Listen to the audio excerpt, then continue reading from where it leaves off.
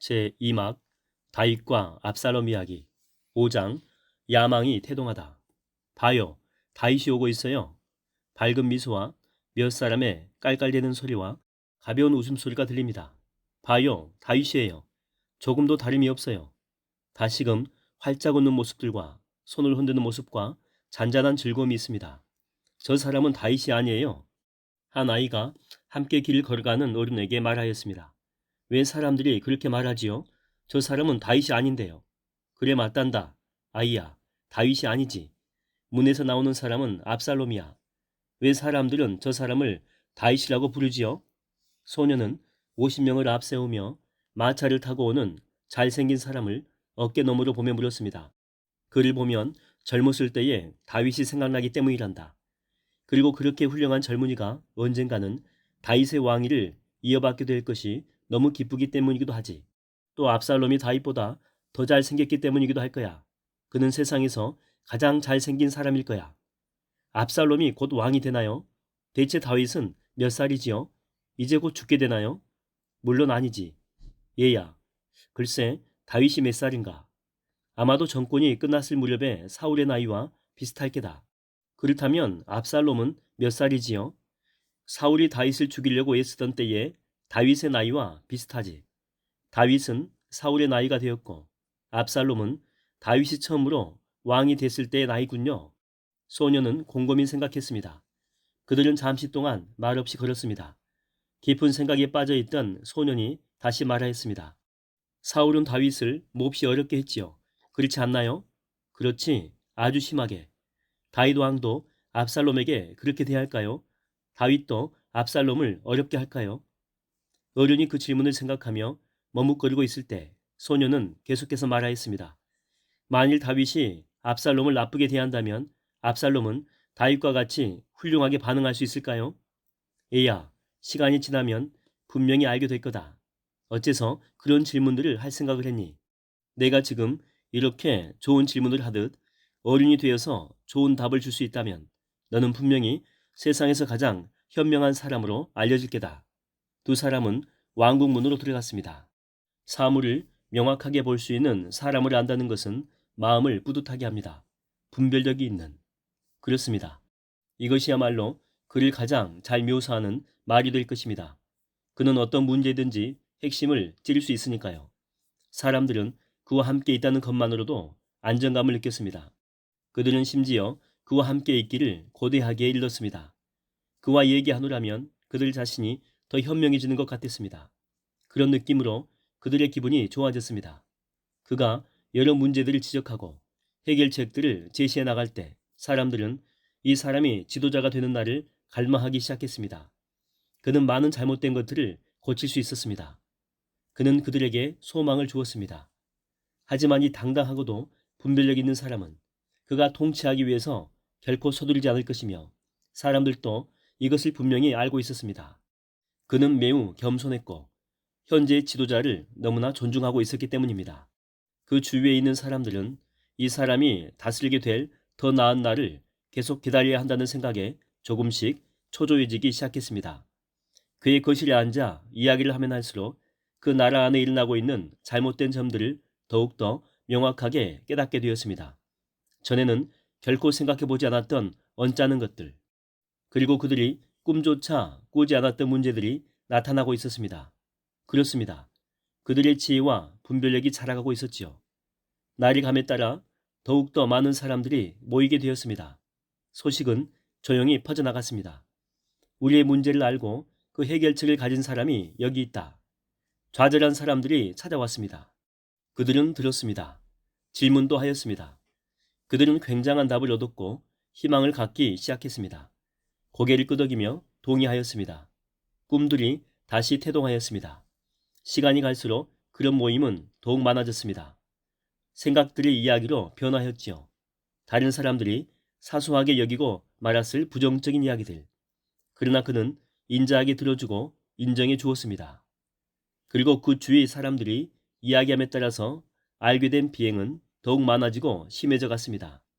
새로운 이야기를 들을 때마다 이제는 만연해 보이는 불공평에 그들은 더욱더 충격을 받았습니다. 그러나 그 현명한 젊은이는 조용히 앉아 있을 뿐 이러한 불평들에 대해서 아무 말도 덧붙이지 않았습니다. 당신도 알다시피 그렇게 하기에 그는 너무 고상했던 것이지요. 그는 그런 모임의 대화를 끝낼 때쯤에는 현재의 지도자들에 대해서 존경을 표하는 말로 끝을 맺곤 했습니다. 그러나 누구도 언제까지나 조용히 앉아있기를 기대할 수는 없지요. 이렇게 부정이 끝없이 계속된다면 가장 점잖은 사람이라도 행동을 취하게 마련입니다. 분노하지 않을 수 없었습니다. 마음이 가장 순결한 사람조차 분노에 빠져버리고 말 것입니다. 이런 인정이 많은 사람이 이 같은 고통을 모르는 채 영영 침묵을 지키고 있을 수는 없었습니다. 이 사람같이 고상한 성품을 가진 사람이라도 언젠가는 입을 열 것입니다. 결국에 그의 추종자들은 그는 결코 추종자가 없다라고 맹세했지만 격분하여 얼굴이 거의 잿빛이 되었습니다. 그들의 판단에 따르면 왕국 안에서의 비행은 늘어가는 것뿐만 아니라 만연해 있는 것이었지요. 그들은 모두 이런 끝없는 비행에 대해서 무언가를 하고자 하였습니다. 마침내 그 훌륭한 젊은이가 양보하는 듯 보였습니다. 처음에는 그저 말 한마디 던졌을 뿐이었지요. 그러다가 얼마 후에는 한 문장이 되었습니다. 사람들의 가슴은 뛰었습니다. 그들은 환희와 큰 기쁨에 사로잡혔습니다. 그 젊은이는 마침내 스스로 분기하여 행동을 취하게 된 것입니다. 그러나 그는 그들이 오해하지 않도록 주의를 기울였습니다. 그는 지도자들을 크게 비난할 수는 없었지만 애통해 하였습니다. 그렇지요. 절대로 그럴 수 없었습니다. 그럼에도 불구하고 그는 더욱더 상심하였습니다.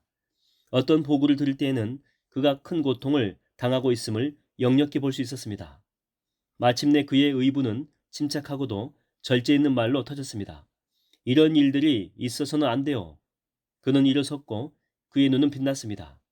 만일 내가 지도자라면 나는 이러한 말들로 반역은 불이 붙었습니다. 그 방 안에서 가장 고상하고 가장 순결한 그 사람만 빼고는. 그러나 그의 마음속에는 반역이 수년간이나 차지하고 있었던 것입니다.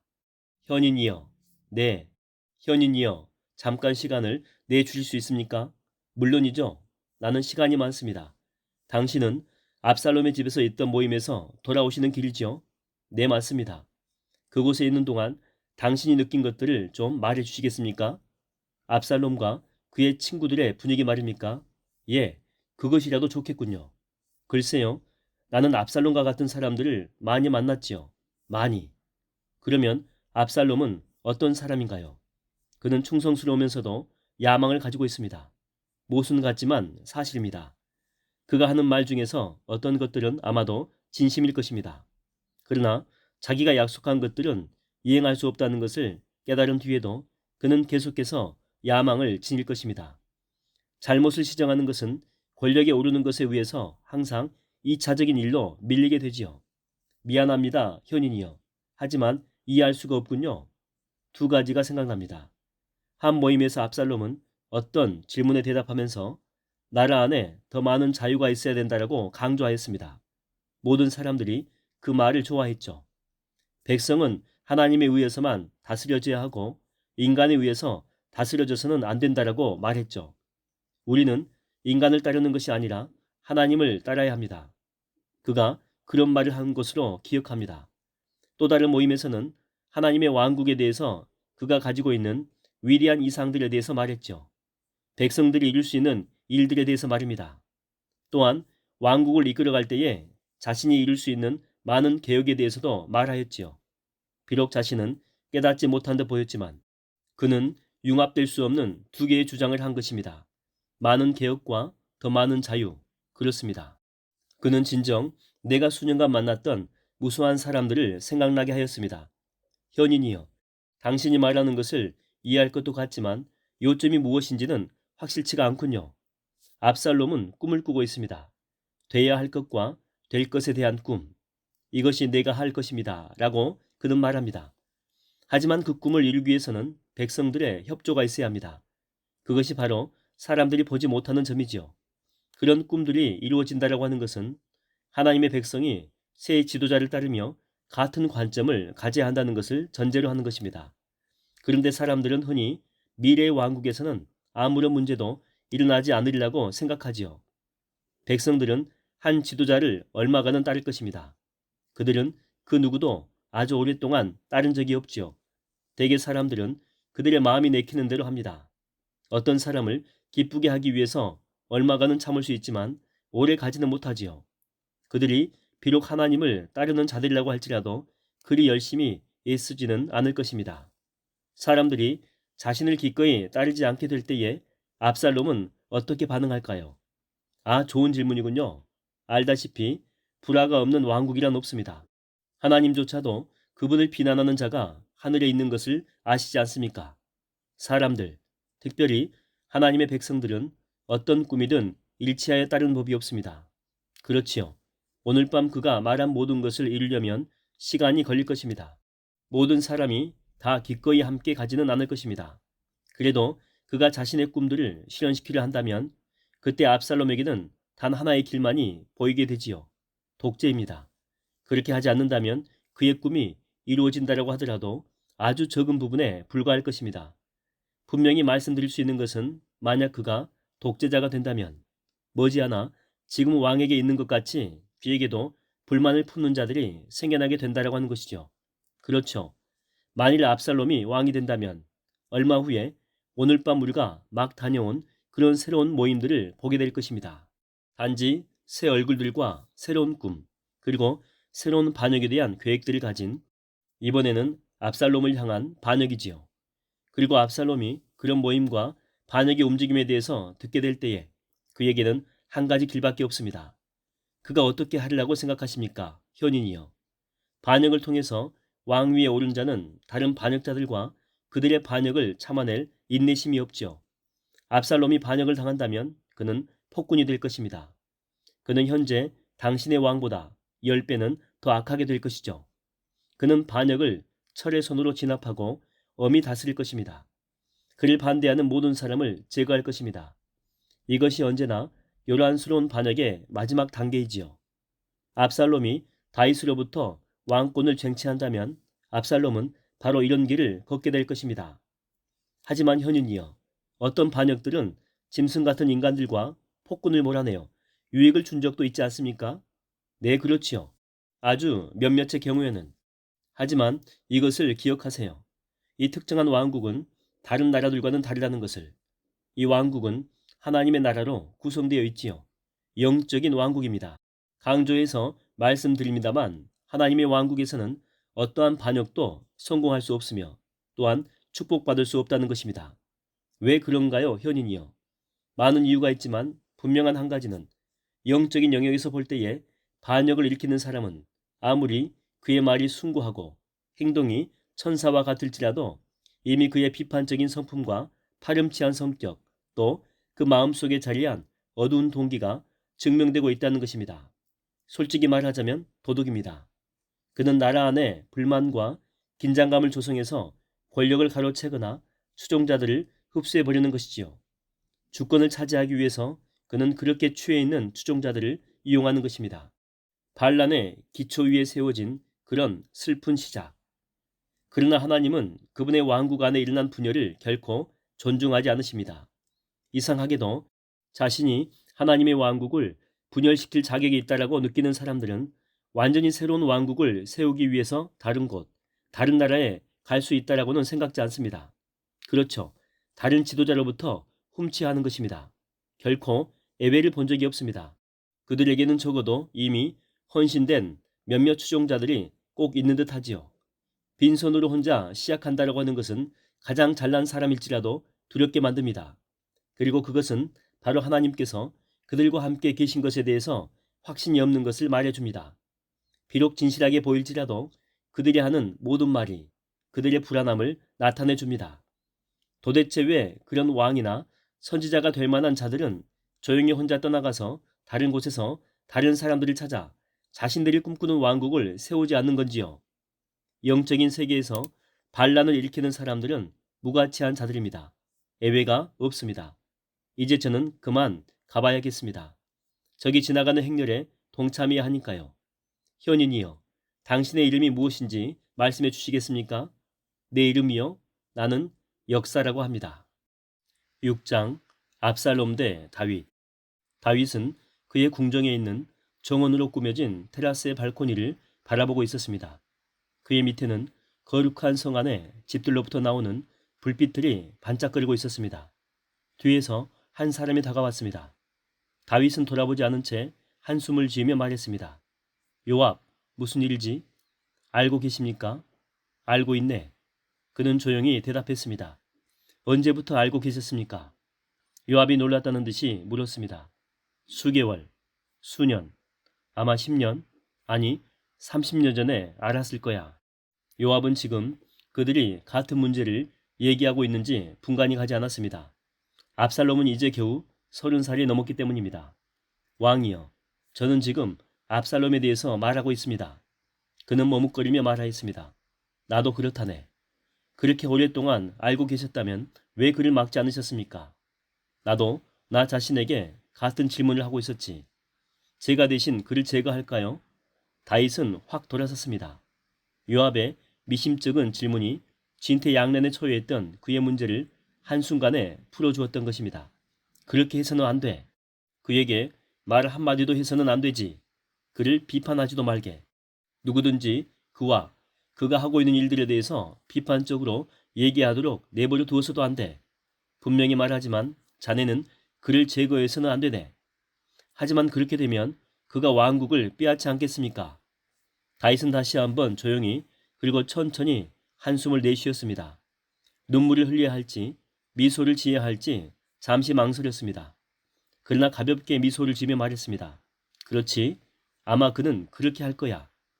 어떻게 하실 건가요? 계획이 있으십니까? 아니, 전혀 없네. 솔직히 말해서 어떻게 해야 할지 전혀 알 수가 없어. 나는 수없이 전투를 해왔고 여러 번 포위도 당했지. 대부분은 어떻게 해야 할지 알았었네. 하지만 이번 경우에는 내가 생각할 수 있는 것이라고는 젊었을 때 그때 겪은 그 경험뿐이지. 그때 내가 따랐던 길이 지금 내가 할 수 있는 가장 좋은 길로 보이네. 그 길이란 무엇이었나요? 철저히 아무것도 하지 않는 것이지. 다윗은 다시 혼자가 되었습니다. 옥상 정원을 천천히 그리고 한 끝에서 다른 끝까지 조용하게 거닐었습니다. 마침내 멈추어선 그는 스스로에게 크게 외쳤습니다. 기다렸다 압살롬. 수년 동안 기다리고 기다렸지. 묻고 또 물었지. 이 젊은 아이의 마음속에 있는 것이 무엇일까라고. 그런데 이제야 알 수 있을 것 같다. 너는 생각할 수도 없는 일을 할 것이다. 너는 분열시키는 거야. 압살롬, 바로 하나님의 왕국을. 다른 모든 것들은 그저 말에 불과할 것이다. 다윗은 다시 조용해졌습니다. 그리고 두려움에 찬 듯 목소리를 낮추며 말하였습니다. 압살롬은 하나님의 왕국을 분열시키는 것을 주저하지 않는구나. 이제는 알 수 있지. 그 아이는 추종자를 찾고 있다는 것을. 적어도 사람들은 외면하지는 않아. 그 아이는 너무나 순결해 보이고 빛나도록 고귀해 보이거든. 그렇지만 그는 여전히 분열시키고 있는 거야. 자기에게는 추종자가 절대 없다라고 자신있게 말하지만 그를 따르는 추종자들은 증가하고 있지. 오랫동안 다윗은 아무 말도 하지 않았습니다. 마침내 장난기 섞인 목소리로 스스로에게 말하기 시작했습니다. 자, 선한 왕 다윗, 첫 번째 문제는 해결됐어. 너는 분열의 와중에 있으며 왕위에서 분명히 밀려나게 될 것 같구나. 자, 그러면 두 번째 문제. 그는 말하기를 멈추고 손을 들어올려 거의 직감적으로 물었습니다. 너는 무엇을 할 것이냐? 왕국은 저울추에 달려있고 내게는 두 가지 선택이 있는 것 같구나. 모든 것을 다 잃느냐? 아니면 사울이 되느냐? 나는 압살롬을 제거할 수 있다. 단지 사울이 되기만 하면 되지. 과연 내가 이 노년에 사울이 되어야 하는가? 하나님께서도 내 결정을 기다리고 계신다. 내가 진정 사울이 되어야 하는가? 선한 왕이여, 압살롬은 당신에게 다윗처럼 대하지 않았습니다. 뒤에서 한 음성이 들렸습니다. 다윗은 돌아섰습니다. 기척도 없이 다가온 아비새였습니다. 이 테라스는 참 바쁜 곳이군. 다윗이 빈정되었습니다. 왕이여, 무슨 말씀을? 아니야. 오늘 나를 찾는 사람들이 없지 않았다고 말하면 충분하지. 혼자 있기로 작정한 날에 말이야. 나에게 무슨 말을 했나? 아니, 내가 뭐라고 했지? 왕께서 내가 압살롬에게 사울이 돼야 되겠는가? 라고 말씀하셨고, 저는 그는 당신에게 다윗처럼 대하지 않았다라고 말씀드렸습니다. 나는 사울에게 절대 도전하지 않았지. 나는 그가 다스리는 동안 결코 왕국을 분열시키려고 하지 않았어. 자네가 말한 것이 그것이었나? 더 있지요. 아비새가 강력하게 말하였습니다. 사울은 당신께 악하게 대하였고 당신의 삶을 고통으로 몰아갔습니다. 그럼에도 당신은 그를 존중히 여기며 혼자 고통을 견뎌내셨습니다. 그때에 일어났던 나쁜 일들은 한쪽에서만 왔습니다. 모든 것이 당신에게만 쏟아졌지요. 사실 왕께서는 왕국을 분열시킬 수도 사울을 넘어뜨릴 수도 있었을 것입니다. 그러나 당신은 그렇게 하시기보다는 짐을 싸서 왕국을 떠나셨지요. 분열을 초래하기보다는 도피했던 것입니다. 연합을 위해서 당신의 생명을 걸었으며 사울의 모든 부정에 대해서는 입과 귀를 막으셨습니다. 이 나라에서나 지금까지 있었던 어떤 나라도 또 앞으로 있을 나라들을 통틀어 그 어떤 사람보다 반역을 일으킬 만한 충분한 이유들을 가지셨음에도 불구하고 말입니다. 압살롬은 불의의 목록을 꾸미기 위해서 열심히 머리를 짜내야 했을 것입니다. 몇몇 가지 일들은 타당한 것도 있었지만요. 하지만 압살롬이 왕께서 하신 것 같이 처신했는지요? 추종자들을 거절하고 있는지요? 왕국의 분열을 막기 위해서 이 나라를 떠났는지요? 압살롬은 정중한가요? 그는 조용한 슬픔 가운데 고통을 참아내고 있나요? 나쁜 일들이 압살롬을 덮치고 있습니까? 아니지요. 아비새는 이를 악문 채 마지막 말들을 하였습니다. 그리고 이번에는 조금 더 신중하게 말을 이었습니다. 그의 불만거리들은 당신이 사울에게 가졌던 의로운 슬픔에 비한다면 사소한 것들입니다. 당신은 결코 사울을 잘못 대한 일이 없습니다. 더군다나 왕께서 압살롬에게 부당하게 대한 적은 절대 없으십니다. 다윗은 싱긋이 웃으며 말을 가로막았습니다. 나는 늙은이나 젊은이나 이유 없이 나를 미워하게 만드는 재주가 있는 것 같군. 젊었을 때는 늙은이가 나를 치더니 이제 늙으니까 젊은이가 나를 친단 말이야. 대단한 업적이야. 제가 말씀드리려고 하는 것은 아비새는 계속했습니다. 압살롬은 다윗이 아니라는 것이죠. 그래서 왕께 여쭙는 것입니다. 왜 그의 반역을 막지 않으십니까? 그를 제지하십시오. 그 파렴치한. 조심하게 아비새. 그 아이도 왕의 아들인 것을 기억하게나. 우리는 절대 왕의 아들에 대해서 나쁘게 말해서는 안 되지. 선한 왕이여, 당신은 사울을 향해서 단 한 번도 칼이나 창을 드신 적이 없음을 상기시켜 드립니다. 다시 말씀드립니다. 압살롬은 왕을 반역하는 말을 밤낮으로 하고 있습니다. 그는 빠른 시일 내에 당신을 대적하여 반역을 시도할 것입니다. 당신의 나라, 바로 이 나라를 자신이 취하여 대적할 것입니다. 압살롬은 이제 더 이상 어린 소년이 아닙니다. 당신은 지금 그를 막아야만 합니다. 아비새, 너는 내게 사울과 같이 되라고 이야기하고 있군. 아니요. 나는 다만 그가 다윗 왕 당신과 같지 않다는 것을 말씀드리고 있는 것입니다. 그의 반역을 막아내시기 바랍니다. 다윗은 아비새를 응시하면서 물었습니다. 그렇다면 만약에 내가 그를 중단시킨다면 나는 여전히 나 다윗과 같은 모습으로 남을 수 있을까? 내가 그를 막는다면 나는 사울과 같은 자가 되는 것은 아닐까? 아비새, 그를 막기 위해서는 나는 사울이 되든가 아니면 압살롬이 되어야만 돼. 나의 친구된 왕이시여, 내가 당신을 아끼며 말씀드리는 것은 나는 때때로 당신이 좀 정상에서 벗어난 것 같다는 생각이 듭니다. 그래, 나도 자네가 나를 그렇게 보는 이유를 잘 알 수 있을 것 같네. 사울 왕은 악한 왕이었고 어떤 면에서 압살롬은 젊을 때의 사울 왕과도 같습니다. 다윗 당신만이 언제나 동일한 마음과 깨어진 마음을 가진 목자의 모습을 갖고 있습니다. 저에게 말씀해 주십시오. 당신은 대체 무엇을 계획하고 있습니까? 아직까지는 확신할 수 있는 게 아무것도 없다네. 다만 확실히 말할 수 있는 것은 내가 젊었을 때에 나는 압살롬이 아니었고 지금 노년에 와서는 나는 사울과 같이 될 수 없다는 것이라네. 그저 늙은 이때에도 나 다윗의 모습 그대로이고 싶을 뿐이라네. 비록 그에 대한 대가가 내 왕자와 이 나라, 나아가 내 목숨을 지불하는 것이라고 할지라도. 아비새는 한동안 아무런 말도 하지 못했습니다. 그는 다윗이 결정한 것을 서서히 깨닫게 되었지만 다시 한번 확인하고자 입을 열었습니다. 왕이시여, 당신은 압살롬과 같지 않았고 앞으로도 사울과 같지도 않을 것입니다. 그러나 당신이 압살롬을 중단시키지 않을 경우에 당신은 왕권을 내려놓아야 할 것입니다. 압살롬은 반드시 그 자리를 차지할 것이기 때문입니다. 사울 왕이 목동을 죽이려고 시도했던 때와 같이 확실하게 말이지. 지혜 많은 이 늙은 왕은 대답하였습니다. 무슨 말씀이신지요? 놀란 목소리로 아비새가 물었습니다. 생각해보게. 하나님은 권세 있는 미친 왕으로부터 아무 힘도 없는 한 목동을 구해내셨지. 그분은 역시 야망에 찬 젊은 반역자로부터 늙은 왕을 구하실 수 있는 분이라네. 다윗, 당신이 처한 역경을 과소평가하지 마십시오. 아비새가 대답했습니다. 아비새, 그대야말로 내 하나님을 과소평가하고 있군.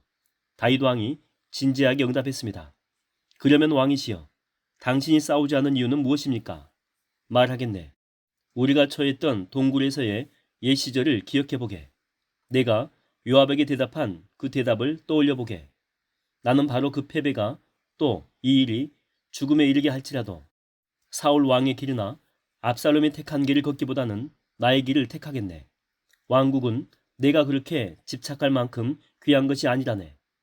만일 지금의 상황이 하나님의 뜻이라면 압살롬에게 이 왕국을 갖게 하게. 다시 말하겠거니와 나는 결코 사울 왕이나 압살롬의 길을 걷지 않겠네. 아비새, 노년이 된 지금 내가 젊었을 때에 알지 못했던 일을 말할 수 있는 것은 아무도 사람은 자신의 마음을 감찰하지 못하기 때문이네. 나도 내 마음을 알지 못하네. 분명히 알지 못해. 하나님만이 아시지. 내가 하나님의 이름으로 내 작은 영토를 방어해야 하겠는가? 창을 던지고 계략을 세워서 분열시키고 그리고 내가 그 영혼들을 죽여야만 되겠는가? 나의 제국을 보호하기 위해서? 나는 왕이 되겠다라고 손가락 하나도 올리지 않았지. 왕국을 보존하기 위해서도 마찬가지야.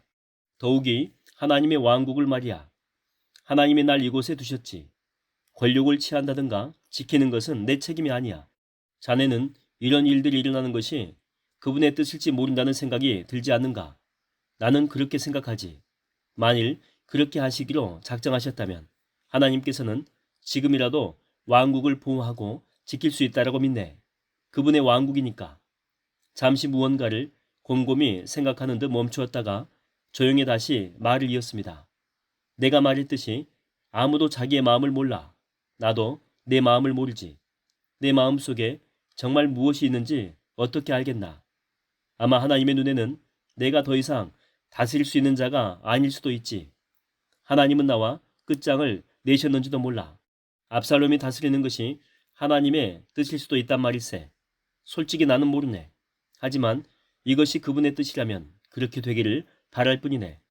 하나님은 나와 끝장을 내셨을 수도 있네. 사울이라고 여겨지는 사람을 향해 손을 드는 어떤 젊은이도, 압살롬이라고 여겨지는 자를 향해 손을 드는 어떤 늙은 왕도 사실은 그의 손을 하나님의 뜻에 대항하여 들고 있는지도 모르는 거야. 그 어떤 경우라도 나는 손을 올리지 않겠네. 하나님께서 내가 망하는 것을 원하시는 그때에 내가 계속 붙잡고 있다면 좀 이상해 보이지 않겠는가? 하지만 당신은 압살롬이 왕이 되어서는 안 된다는 사실을 알고 있지 않습니까? 아비새는 좌절감을 느끼며 대답했습니다. 내가 아무도 모르지. 단지 하나님만 아실 뿐. 그러나 그분은 말씀하지 않았네. 나는 왕이 되려고도 또 왕으로 남아있기 위해서 싸우지 않겠네. 내가 바라기는 하나님께서 오늘 밤에 오셔서 나의 왕위를, 왕권을 취하시기를. 그리고 다윗의 목소리가 떨렸습니다. 그분의 기름 부으심도 나로부터 취하시기를. 나는 그분의 능력이 아니라 그분의 뜻을 구하네. 다시 말하지. 나는 지도자의 위치를 갈망하는 것보다 그분의 뜻을 더욱더 갈망하네. 그는 나와 끝장을 내셨는지도 모르는 거야. 그는 가쁜 숨을 크게 내쉬었습니다. 다윗 왕이여. 두 사람의 뒤쪽에서 한 음성이 들려왔습니다. 누구지? 통신관입니다. 오 그래, 무엇인가? 압살롬입니다. 그가 왕을 잠시 만나 뵙기를 원합니다. 헤브론에 가서 희생제물을 바칠 수 있도록 허락받기를 원한다고 합니다. 다윗이여, 당신은 그것이 진정 무슨 뜻인지 아시지요? 그렇지요? 아비새가 쉰 목소리로 말했습니다. 그리고 보내신다면 그가 무엇을 할지도 당신은 아시지요? 그렇지. 다윗은 통신관에게 돌아서며 말했습니다. 잠시 후 그곳에 가겠다라고 압살롬에게 이르게. 다윗은 마지막으로 한 번 더 조용히 도시를 내려다보고는 문 쪽을 향해 걸어갔습니다. 그를 헤브론에 보내시겠습니까? 아비새가 추궁하듯 물었습니다. 보내겠네. 왕 중의 왕이 대답했습니다. 그래, 나는 보내겠네. 그리고는 통신관을 향해서 말하였습니다. 시간이 많이 늦었네. 압살롬과 얘기를 마치고 나면 나는 자야겠어. 내일 의논할 일이 있으니 선지자 한 명을 내게 보내주게. 아니면 사관을. 대제사장 사독이 좋겠군. 그를 보내주게. 저녁 식사가 끝난 뒤에 여기에서 나를 만날 수 있는지 물어보게. 이번에는 부드러운 목소리로 아비새가 다시 말했습니다. 선한 왕이여, 감사를 드립니다. 아비새의 얼굴에 존경의 빛이 완연하였습니다. 무엇을 말인가? 문을 돌아 나가던 왕이 어리둥절하며 그에게 물었습니다. 당신이 행하신 것이 아니라 행하지 않으신 것들을, 창을 던지지 않는 것을 감사하며 왕에게 반역하지 않는 것과 그렇게 허점이 많은 지도자를 노출시키지 않는 것을, 그리고 왕국을 분열시키지 않는 것과 젊은 다윗과 아주 비슷해 보이지만 다윗이 아닌 압살롬을 공격하지 않는 데 대해서 감사드립니다. 그는 멈추었습니다. 그리고 고통을 당하시는 것과 기꺼이 모든 것을 잃어버리려고 하시는 것을 감사드립니다. 하나님께서 일하시도록, 그리고 심지어 그분께 기쁘게 해드리는 것이라면 당신의 나라까지도 내어드리는 것을 감사드립니다. 우리 모두에게 본보기가 되어주심을 감사드립니다. 그리고 무엇보다도 그는 웃었습니다. 마술사들과 의논하지 않으신 것을 감사드립니다. 나단, 사독, 당신이군요. 방해한 것을 양해해 주시오. 당신을 얼마 동안 주시하고 있었지요. 왕을 만나러 왕실에 들어가려던 참인 것 같은데요. 그렇습니다, 사독. 그렇게 하려고 했는데 다시 생각해보니 왕은 이제 더 이상 제가 필요하지 않습니다. 실망했는데요, 나단. 나는 왕이 당신을 굉장히 필요로 하고 계신다라고 생각합니다. 그는 지금 그의 생애를 통해서 가장 어려운 시험을 겪고 있습니다. 이같이 힘든 시험을 그가 이겨낼 수 있을지 잘 모르겠군요. 사독은 실망감을 위해서 감추려 하지 않았습니다. 사독, 그는 이미 그 시험을 이겼습니다. 하나님의 선지자라고 하는 것을 증명하는 듯이 확신에 찬 목소리로 나단은 대답했습니다. 이미 시험을 이겼다고요? 나단, 나는 당신이 무슨 이야기를 하는지 알 수가 없군요. 당신도 잘 알다시피 이 중대한 사태는 지금 막 시작했을 뿐이지 않습니까? 의아해진 사독이 물었습니다. 사독, 당신의 왕은 이 시험을 그가 젊을 때 이미 이겨냈습니다. 사울에 대해서 말씀하십니까? 하지만 사랑하는 친구여, 이것은 아주 다른 문제가 아닙니까? 전혀 그렇지 않아요. 똑같은 것입니다. 차이가 전혀 없지요. 나단이 힘주어 말했습니다. 오래전 그때에 다윗이 하나님과 먼저 관계하고 나서 자기 위에 있던 사람과 관계했던 것처럼 지금도 역시 다윗은 하나님과 관계하고 나서 자기 밑에 있는 사람과 관계하고 있는 것이지요. 차이가 있을 수가 없습니다. 물론 상황이야 다를 수 있겠지요. 아주 조금이라고 덧붙여야겠습니다. 그러나 그 심장, 그 마음만큼은 항상 같습니다. 사독, 나는 사울이 우리의 첫 왕이었다는 것을 항상 감사히 여겼습니다. 그가 젊은이로서 다른 왕 밑에 있으면서 그가 일으켰을 문제들을 생각해 보게 되면 몸소리가 쳐집니다. 사실 자기 인생 안에 사울이 있다는 것을 안 사람이나 압살롬이 있다는 것을 안 사람은 전혀 다를 바가 없지요. 어떤 경우에서든지 부패한 마음은 그 부패함을 정당화시킬 것을 찾아냅니다. 이 세상의 사울들은 결코 다윗을 볼 수 없지요. 그들은 단지 사울만을 볼 수 있습니다. 그러면 그 순결한 마음은? 사독이 물었습니다. 이제 아주 흔치 않은 일이 일어날 것입니다. 깨어진 마음과 깨어진 의지가 어떻게 압살롬을 다룰 것인가? 사울을 다룬 그 방법. 사독, 우리는 곧 그것을 알게 될 것입니다. 당신과 나는 다윗이 사울과 함께 있었을 때에 그곳에 있는 특권은 없었나 봅니다. 그러나 압살롬과 함께 있는 이 시간에 있는 특권이 있지요. 우선 나는 벌어지고 있는 이 드라마를 아주 자세히 살펴볼 것입니다. 그렇게 하는 가운데 한두 가지의 교훈을 배우게 될 것이라는 큰 기대가 있지요. 내 말을 명심하세요. 다윗은 이 일을 겪어나가며 그가 젊었을 때 보여주었던 것과 똑같은 기품으로 이 시험을 통과하게 될 것입니다. 그러면 압살롬, 불과 몇 시간 내에 나의 왕이 될 수도 있지요. 그것이 당신이 말하고자 하는 것이 아닌가요? 그럴 가능성이 있지요. 사독이 대꾸했습니다. 만일 압살롬이 왕위를 얻는다면 하늘이여 땅 위에 있는 사울들과 다윗들 그리고 압살롬들에게 자비를 베푸소서. 내 생각에 압살롬은 굉장한 사울이 될 것입니다. 나단은 긴 복도를 돌아 걸어내려가며 말을 이었습니다. 그렇지요. 굉장한 사울. 나이와 지위를 제외하고 압살롬은 모든 면에서 이미 사울인 것입니다. 7장 광야에 깨어진 마음. 사독 와주셔서 감사합니다. 나의 왕 다윗이여, 당신은 하나님의 제사장이지요. 오래전 이야기를 하나 해줄 수 있습니까? 무슨 이야기인지요, 왕이여? 당신은 모세 이야기를 아시지요? 압니다. 그걸 내게 이야기해 주십시오. 긴 이야기인데요. 다 해드릴까요? 아니요, 다는 아니고. 그러면 어떤 부분을? 고라의 반역에 대해서 이야기해 주십시오. 사독은 불타는 눈으로 다윗을 응시했습니다. 다윗 역시 타오르는 눈으로 그를 바라보았습니다. 그 두 사람은 알고 있었습니다. 그러면 제가 고라의 반역과 그런 반역 가운데 모세가 취한 행동에 대해서 이야기해 드리겠습니다. 많은 이들이 모세 이야기를 들었습니다. 그는 하나님의 기름 부으신 자의 뛰어난 표본이었지요. 하나님이 주시는 진정한 나라는 인간 위에, 아니 인간의 상한 심령 위에 임하시는 것이지요. 하나님의 나라에는 형식도 계급도 없습니다.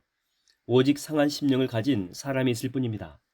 모세는 바로 그런 사람이었지요.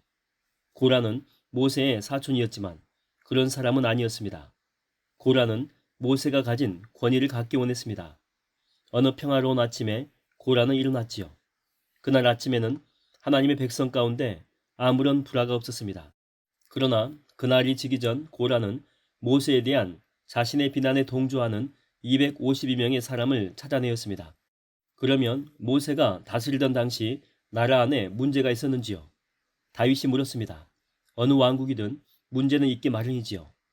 사독은 계속 말했습니다. 언제든지요. 더군다나 그런 문제들을 볼 수 있는 능력은 아주 보잘것없는 은사에 불과하지요. 다윗은 미소를 지으며 물었습니다. 하지만 사독, 당신도 알다시피 옳지 못한 나라들과 옳지 못한 지도자들이 있지 않았습니까? 그리고 공정한 척하며 거짓말로 다스리고 치리하던 사람들이 있지 않았느냐는 말이에요. 그러니까 어떤 나라가 비록 그 안에 잘못들이 있다 하더라도 하나님의 사람에 의해서 다스려지는 나라이고 또 어떤 나라가 순종할 가치가 없는 나라인지를 단순한 백성들이 어떻게 알 수 있단 말입니까? 사람들이 어떻게 알 수 있느냐는 말이에요. 다윗은 멈추었습니다. 그는 자기가 무엇보다도 가장 알고 싶어 했던 점에 도달한 것을 깨달았습니다. 그는 진지하게 다시 말하였습니다. 그리고 그 왕은 자신이 올바른지를 스스로 알 수 있는지요? 어떤 징조라도 있는 건가요? 다윗은 간절하게 이 마지막 말을 하였습니다. 다윗이여, 당신은 하늘로부터 내려오는 어떤 명세서를 기대하고 계십니다. 설사 그런 명세서가 있다 하더라도, 설사 그것을 알 수 있는 방법이 있다 하더라도 사악한 인간들은 그들의 나라를 그 명세서에 맞도록 꾸며놓을 것입니다. 또 그런 명세서가 있어서 한 선한 사람이 그것을 완전히 이루었다라고 할지라도 그가 하나도 이루지 못했다고 주장하는 사람들이 있을 것입니다. 당신은 인간의 마음을 과소평가하고 계십니다. 그렇다면 사람들이 어떻게 한단 말이지요? 알 수 없습니다.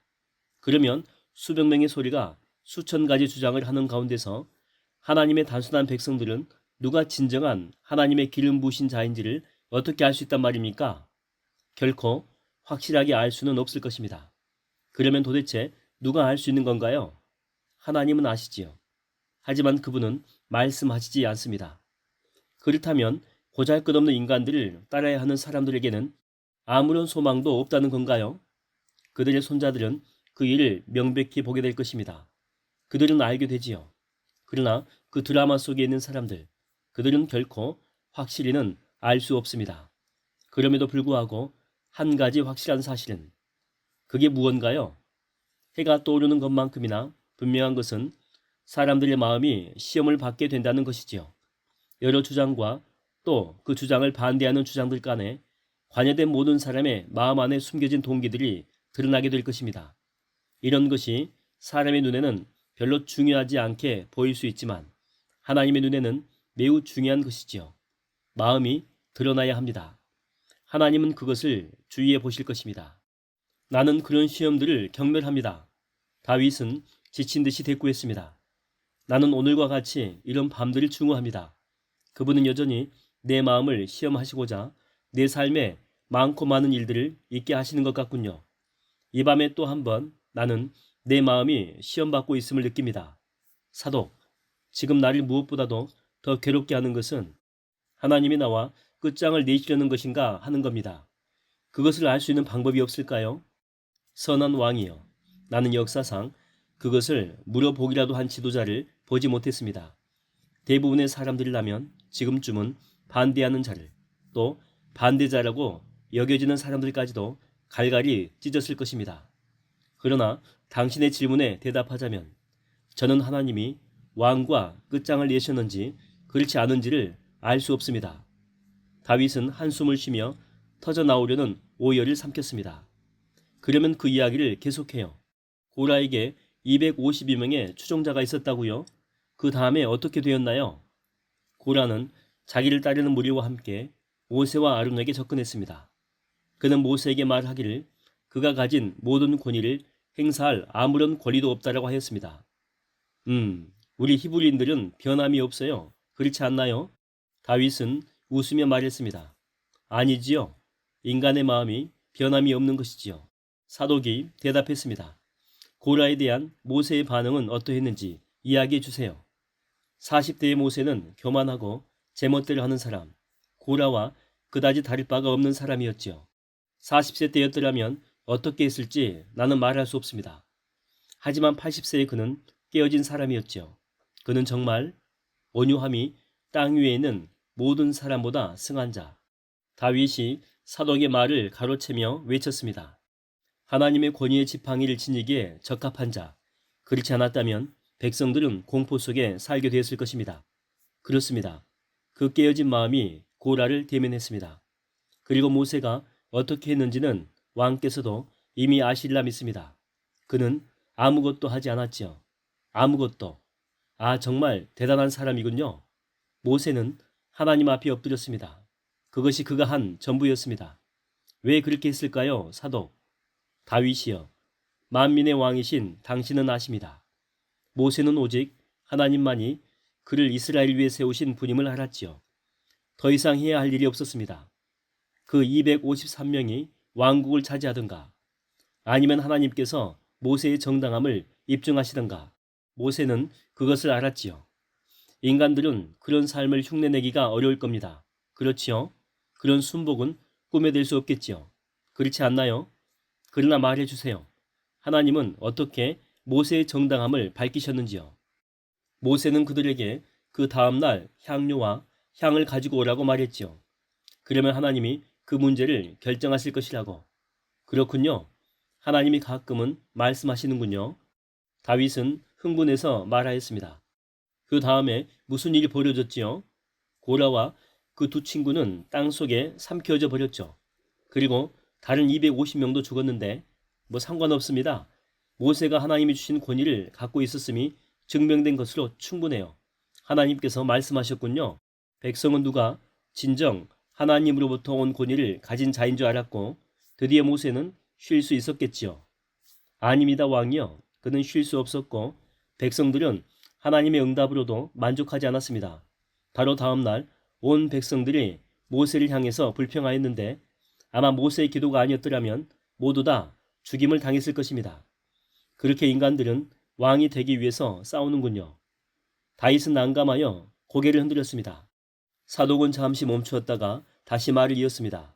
다윗이여, 무엇이 참된 권위며 무엇이 아닌가 하는 질문으로 당신이 고통당하고 있다는 것을 압니다. 하나님의 손에 의한 것이 아니라 그저 반역에 불과한 것을 어떻게 다루어야 할지 알고 싶은 것이지요. 나는 당신께서 유일하고도 순결한 길을 찾으실 것을, 또한 그렇게 행하실 것을 믿습니다. 그렇게 함으로 당신은 우리 모두에게 가르쳐 주게 될 것입니다. 문이 열리고 아비새가 급히 들어왔습니다. 선한 왕이여, 당신의 아들, 당신의 혈육 압살롬이 헤브론에서 자신을 왕으로 선포했습니다. 지금 보기에는 온 이스라엘 백성들이 그에게 넘어간 듯 보입니다. 그는 왕위를 빼앗으려고 합니다. 예루살렘을 향해서 행군해 오고 있습니다. 당신과 가장 가까웠던 자들 몇몇도 그의 편이 되고 말았습니다. 다윗은 걸어갔습니다. 무언가 들리는 듯 했으나 알아들을 수는 없었습니다. 이스라엘의 3대 왕이라. 하나님 나라의 진정한 지도자들은 이렇게 나오는 것인가? 사독은 다윗의 말이 잘 들리지 않아 크게 물었습니다. 나의 왕이여, 무엇라고 하셨는지요? 드디어 다윗은 조용히 말했습니다. 드디어 이 문제가 풀리겠군요. 아마 내일쯤에는 하나님 외에도 알게 될 사람이 있겠지요.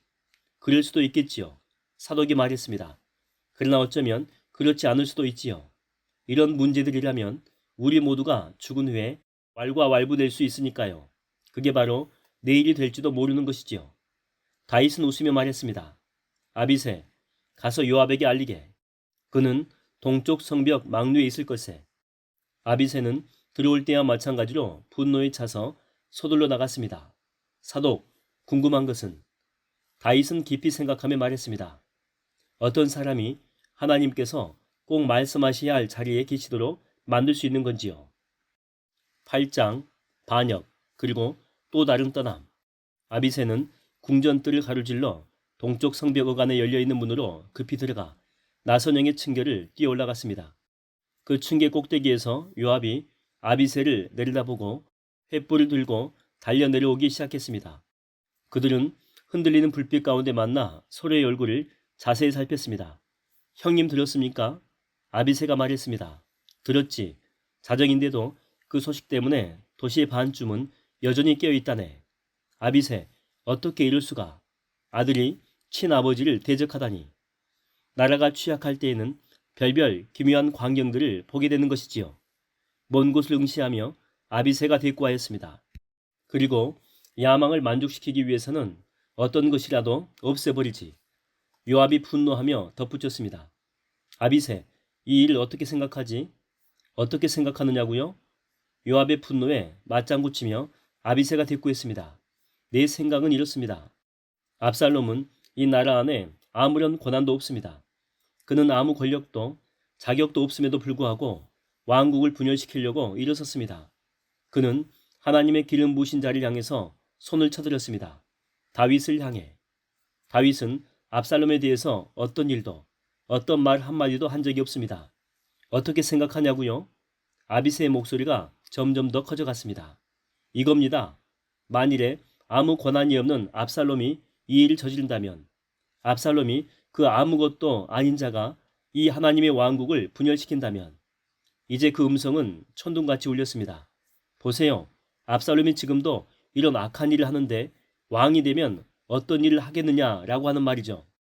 다윗과 사독은 다시 둘만 있게 되었습니다. 그러면 이제 어떻게 하시겠습니까? 다윗이여. 젊었을 때 당신은 그 형편없는 왕을 향해서 아무 말도 하지 않으셨습니다. 이제 똑같이 형편없는 이 젊은이를 어떻게 하시렵니까? 내가 말했듯이 다윗은 대답하기 시작했습니다. 나는 이런 순간들을 가장 싫어합니다, 사독. 그러나 모든 이유를 제쳐놓고 내 마음을 살피면서 그 마음의 사욕들을 제거하고 있습니다. 나는 사울 밑에서 했던 일을 할 것입니다. 나는 왕국의 운명을 오직 하나님의 손에 넘겨드리겠습니다. 그분이 나와 끝장을 내시는 것일 수도 있겠지요. 아마 내가 죄를 너무 많이 저질러서 더 이상 다스릴 수 없는지도 모르겠습니다. 그것이 사실인지는 하나님만이 아시는데 그분은 말씀을 안 해주실 것 같군요. 그는 주먹을 쥐고는 농담하는 듯한 목소리로 단호하게 덧붙였습니다. 하지만 나는 지금의 상황 가운데서 말씀하지 않으시는 하나님께서 나타나시도록 충분히 자리를 내어드리겠습니다. 나는 아무것도 하지 않는 것 외에는 이런 별난 사건을 해결할 다른 방법을 알 수가 없습니다. 왕권은 내 것이 아닙니다. 내가 가질 것도 보호할 것도 지킬 것도 아니란 말이죠. 나는 성을 떠나겠습니다. 왕권은 이제 주님의 것입니다. 왕국도 마찬가지지요. 나는 하나님을 방해하지 않을 것입니다. 어떤 장애물도 또 내가 하는 어떤 일도 그분의 뜻을 이루는 데 대해서 조금도 틈을 내지 않을 것입니다. 그분이 그의 뜻을 이루는 것을 막을 만한 장애는 아무것도 없습니다. 만약에 내가 왕이 될 사람이 아니라면 하나님은 압살롬을 이스라엘의 왕으로 세우시는데 아무 문제가 없으실 것입니다. 자, 이제는 가능하지요. 하나님이여, 하나님 되시옵소서. 그 진정한 왕은 돌아서서 왕실 밖으로, 궁전 밖으로, 그리고 성 밖으로 조용히 걸어 나갔습니다.